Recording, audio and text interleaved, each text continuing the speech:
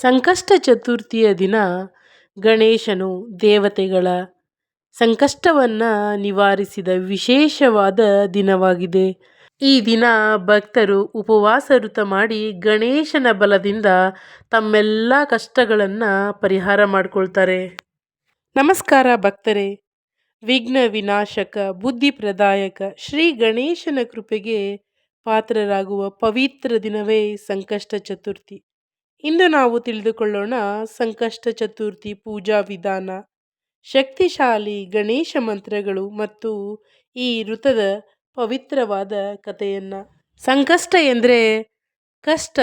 ಚತುರ್ಥಿಯ ದಿನ ಗಣೇಶನನ್ನು ಭಕ್ತಿಯಿಂದ ಪೂಜಿಸಿದರೆ ಜೀವನದಲ್ಲಿರುವ ಎಲ್ಲ ಅಡೆತಡೆಗಳು ನಿಧಾನವಾಗಿ ದೂರವಾಗುತ್ತವೆ ಎಂಬ ನಂಬಿಕೆ. ಈ ದಿನ ಉಪವಾಸ ಮಾಡಿ ಚಂದ್ರೋದಯದ ನಂತರ ವ್ರತ ಮುರಿಯುವುದು ವಿಶೇಷ. ಬೆಳಗ್ಗೆ ಸ್ನಾನ ಮಾಡಿ ಸ್ವಚ್ಛವಾದ ಸ್ಥಳದಲ್ಲಿ ಶ್ರೀ ಗಣೇಶನ ಮೂರ್ತಿ ಅಥವಾ ಚಿತ್ರವನ್ನು ಸ್ಥಾಪಿಸಿ ದೀಪ ಬೆಳಗಿಸಿ ಗಣಪತಿಗೆ ಕುಂಕುಮ, ಹೂವು, ದರ್ಬೆ ಅರ್ಪಿಸಿ ನೈವೇದ್ಯವಾಗಿ ಮೋದಕ ಅಥವಾ ಹಣ್ಣುಗಳನ್ನು ಇಡಿ. ನಂತರ ಮನಸ್ಸನ್ನು ಶಾಂತಗೊಳಿಸಿ ಗಣೇಶನಿಗೆ ಪ್ರಾರ್ಥನೆ ಸಲ್ಲಿಸಿ. ಗಣೇಶನ ಪ್ರಾರ್ಥನೆ ಹೀಗೆ ಮಾಡಿ: ಓಂ ಗಣಪತೆ ನಮಃ. ಓಂ ಗಣಪತೆ ನಮಃ. ಈ ಮಂತ್ರವನ್ನು ಭಕ್ತಿಯಿಂದ ಪ್ರಾರ್ಥಿಸಿ.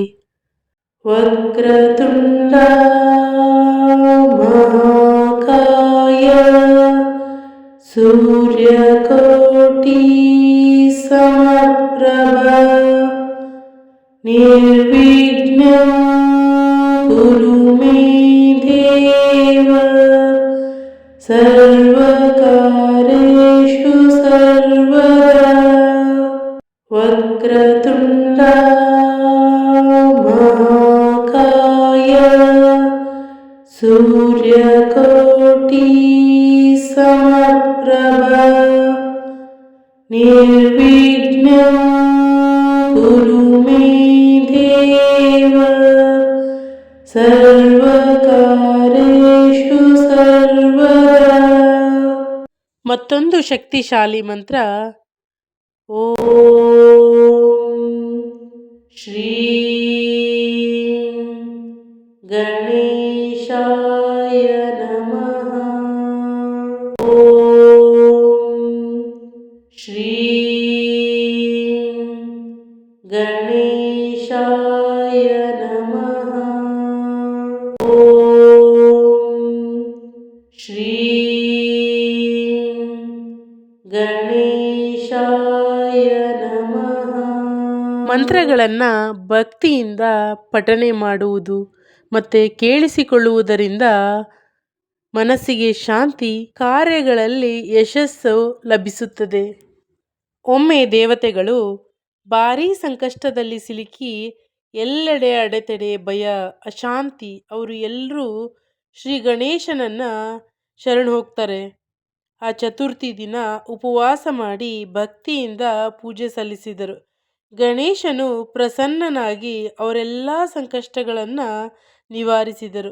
ಅಂದಿನಿಂದಲೇ ಈ ವೃತಕ್ಕೆ ಸಂಕಷ್ಟ ಚತುರ್ಥಿ ಎಂಬ ಹೆಸರು ಬಂದಿತು. ಅಂದಿನಿಂದ ಈ ದಿನ ಗಣೇಶನ ಪೂಜೆ ಮಾಡಿದವರಿಗೆ ಗಣೇಶನು ಕೃಪೆ ತೋರಿಸುತ್ತಾನೆ. ಚಂದ್ರೋದಯದ ನಂತರ ಚಂದ್ರನಿಗೆ ಅರ್ಘ್ಯ ನೀಡಿ ಗಣೇಶನಿಗೆ ಧನ್ಯವಾದ ಅರ್ಪಿಸಿ ನಂತರ ವೃತವನ್ನು ಮುರಿಯಬೇಕು. ಈ ಸಂಕಷ್ಟ ಚತುರ್ಥಿಯ ದಿನ ಶ್ರೀ ಗಣೇಶನ ಆಶೀರ್ವಾದ ನಿಮ್ಮೆಲ್ಲರ ಮೇಲೂ ಇರಲಿ. ವಿಡಿಯೋ ಇಷ್ಟವಾಗಿದ್ದರೆ ಲೈಕ್ ಮಾಡಿ, ಶೇರ್ ಮಾಡಿ, ಚಾನಲ್ ಸಬ್ಸ್ಕ್ರೈಬ್ ಮಾಡೋದನ್ನು ಮರೆಯಬೇಡಿ. ಜೈ ಶ್ರೀ ಗಣೇಶ. ಗಣೇಶ ಮಂತ್ರವನ್ನು 108 ಬಾರಿ ಜಪ ಮಾಡಬೇಕು. ಅತ್ಯಂತ ಶುಭಕರ. ಸಮಯ ಕಡಿಮೆ ಇದ್ದರೆ ಸಂಕಷ್ಟ ಚತುರ್ಥಿಯ ದಿನ 21 ಬಾರಿ ಜಪವನ್ನು ಮಾಡಿ.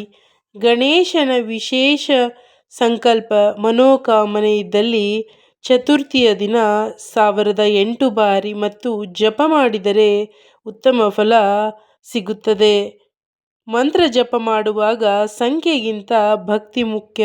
ಶುದ್ಧ ಮನಸ್ಸಿನಿಂದ ಗಣೇಶನಿಗೆ ನಾಮಸ್ಮರಣೆ ಮಾಡಿದರೆ ವಿಘ್ನ ವಿನಾಶಕನು ಸದಾ ನಿಮ್ಮ ಜೊತೆ ಇರುತ್ತಾನೆ. ಗಣೇಶನ ಕೃಪೆ ಲಭಿಸುತ್ತದೆ. ಶುಕ್ಲಾಂಬರಧರಂ ವಿಷ್ಣು ಶಶಿವರ್ಣಂ ಚತುರ್ಭುಜಂ ಪ್ರಸನ್ನವದನಂ ಧ್ಯಾಯೇ ಸರ್ವವಿಘ್ನೋಪಶಾಂತಯೇ.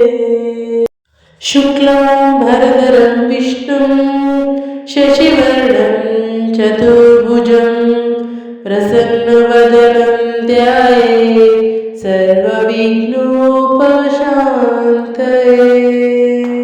ಶುಕ್ಲಾಂಬರಧರಂ ವಿಷ್ಣು ಶಶಿವರ್ಣಂ ಚತುರ್ಭುಜಂ ಪ್ರಸನ್ನವದನಂ ಧ್ಯಾಯೇ ಸರ್ವವಿಘ್ನೋಪಶಾಂತಯೇ.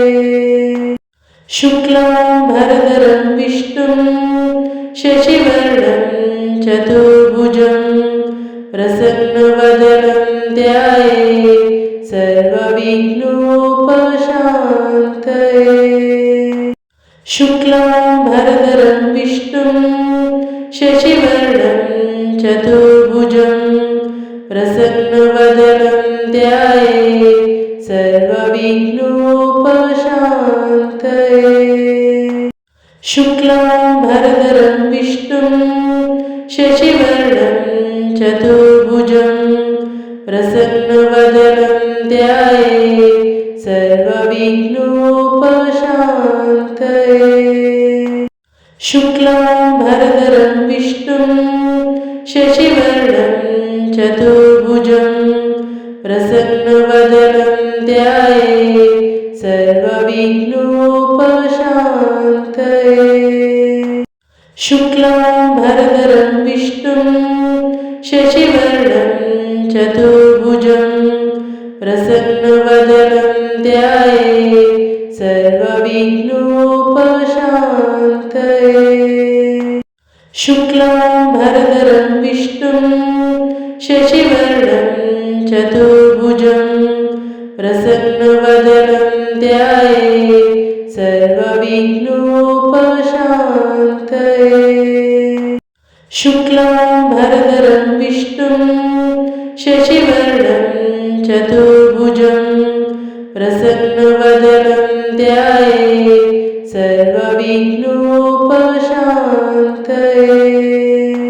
ಶುಕ್ಲಾಂಬರಧರಂ ವಿಷ್ಣು ಶಶಿವರ್ಣಂ ಚತುರ್ಭುಜಂ ಪ್ರಸನ್ನವದನಂ ಧ್ಯಾಯೇ ಸರ್ವವಿಘ್ನೋಪಶಾಂತಯೇ. ಶುಕ್ಲಾಂಬರಧರಂ ವಿಷ್ಣು ಶಶಿವರ್ಣಂ ಚತುರ್ಭುಜಂ ಪ್ರಸನ್ನವದನಂ ಧ್ಯಾಯೇ ಸರ್ವವಿಘ್ನೋಪಶಾಂತಯೇ. ಶುಕ್ಲಾಂಬರಧರಂ ವಿಷ್ಣು ಶಶಿವರ್ಣಂ ಚತುರ್ಭುಜಂ ಪ್ರಸನ್ನವದನಂ ಧ್ಯಾಯೇ ಸರ್ವವಿಘ್ನೋಪಶಾಂತಯೇ. ಶುಕ್ಲಾಂಬರಧರಂ ವಿಷ್ಣು ಶಶಿವರ್ಣಂ ಚತುರ್ಭುಜಂ ಪ್ರಸನ್ನವದನಂ ಧ್ಯಾಯೇ ಸರ್ವವಿಘ್ನೋಪಶಾಂತಯೇ. ಶುಕ್ಲಾಂಬರಧರಂ ವಿಷ್ಣು ಶಶಿವರ್ಣಂ ಚತುರ್ಭುಜಂ ಪ್ರಸನ್ನವದನಂ ಧ್ಯಾಯೇ ಸರ್ವವಿಘ್ನೋಪಶಾಂತಯೇ. ಶುಕ್ಲಾಂಬರಧರಂ ವಿಷ್ಣು ಶಶಿವರ್ಣಂ ಚತುರ್ಭುಜಂ ಪ್ರಸನ್ನವದನಂ ಧ್ಯಾಯೇ ಸರ್ವವಿಘ್ನೋಪಶಾಂತಯೇ. ಶುಕ್ಲಾಂಬರಧರಂ ವಿಷ್ಣು ಶಶಿವರ್ಣಂ ಚತುರ್ಭುಜಂ ಪ್ರಸನ್ನವದನಂ ಧ್ಯಾಯೇ ಸರ್ವವಿಘ್ನೋಪಶಾಂತಯೇ. ಶುಕ್ಲಾಂಬರಧರಂ ವಿಷ್ಣು ಶಶಿವರ್ಣಂ ಚತುರ್ಭುಜಂ ಪ್ರಸನ್ನವದನಂ प्रसन्नवदनं ध्याये सर्वविघ्नोपशान्तये। शुक्लाम्बरधरं विष्णुं शशिवर्णं चतुर्भुजं प्रसन्नवदनं ध्याये सर्वविघ्नोपशान्तये। शुक्लाम्बरधरं विष्णुं शशिवर्णं चतुर्भुजं प्रसन्नवदनं ध्याये सर्वविघ्नोपशान्तये। शुक्लाम्बरधरं विष्णुं शशिवर्णं चतुर्भुजं प्रसन्नवदनं ध्याये सर्वविघ्नोपशान्तये। शुक्लाम्बरधरं विष्णुं शशिवर्णं चतुर्भुजं प्रसन्नवदनं ध्याये सर्वविघ्नोपशान्तये। शुक्लाम्बरधरं विष्णुं शशिवर्णं चतुर्भुजं प्रसन्नवदनं ध्याये सर्वविघ्नोपशान्तये। शुक्लाम्बरधरं विष्णुं शशिवर्णं चतुर्भुजं प्रसन्नवदनं ध्याये सर्वविघ्नोपशान्तये। शुक्लाम्बरधरं विष्णुं शशिवर्णं चतुर्भुजं प्रसन्नवदनं ध्याये सर्वविघ्नोपशान्तये। शुक्लाम्बरधरं विष्णुं शशिवर्णं चतुर्भुजं प्रसन्नवदनं ध्याये सर्वविघ्नोपशान्तये। शुक्लाम्बरधरं विष्णुं शशिवर्णं चतुर्भुजं प्रसन्नवदनं ध्याये सर्वविघ्नोपशान्तये। शुक्लाम्बरधरं विष्णुं शशिवर्णं चतुर्भुजं प्रसन्नवदनं ध्याये सर्वविघ्नोपशान्तये। शुक्लाम्बरधरं विष्णुं शशिवर्णं चतुर्भुजं प्रसन्नवदनं ध्याये सर्वविघ्नोपशान्तये। शुक्लाम्बरधरं विष्णुं शशिवर्णं चतुर्भुजं प्रसन्नवदनं ध्याये सर्वविघ्नोपशान्तये। शुक्लाम्बरधरं विष्णुं शशिवर्णं चतुर्भुजं प्रसन्नवदनं ध्याये सर्वविघ्नोपशान्तये। शुक्लाम्बरधरं विष्णुं शशिवर्णं चतुर्भुजं प्रसन्नवदनं ध्याये सर्वविघ्नोपशान्तये। शुक्लाम्बरधरं विष्णुं शशिवर्णं चतुर्भुजं प्रसन्नवदनं ध्याये सर्वविघ्नोपशान्तये। शुक्लाम्बरधरं विष्णुं शशिवर्णं चतुर्भुजं प्रसन्नवदनं ध्याये सर्वविघ्नोपशान्तये। शुक्लाम्बरधरं विष्णुं शशिवर्णं चतुर्भुजं प्रसन्नवदनं ध्याये सर्वविघ्नोपशान्तये। शुक्लाम्बरधरं विष्णुं शशिवर्णं चतुर्भुजं प्रसन्नवदनं ध्याये सर्वविघ्नोपशान्तये। शुक्लाम्बरधरं विष्णुं शशिवर्णं चतुर्भुजं प्रसन्न प्रसन्नवदनं ध्याये सर्वविघ्नोपशान्तये। शुक्लाम्बरधरं विष्णुं शशिवर्णं चतुर्भुजं प्रसन्नवदनं ध्याये सर्वविघ्नोपशान्तये। शुक्लाम्बरधरं विष्णुं शशिवर्णं चतुर्भुजं प्रसन्नवदनं ध्याये सर्वविघ्नोपशान्तये। शुक्लाम्बरधरं विष्णुं शशिवर्णं चतुर्भुजं प्रसन्नवदनं ध्याये सर्वविघ्नोपशान्तये। शुक्लाम्बरधरं विष्णुं शशिवर्णं चतुर्भुजं प्रसन्नवदनं ध्याये सर्वविघ्नोपशान्तये।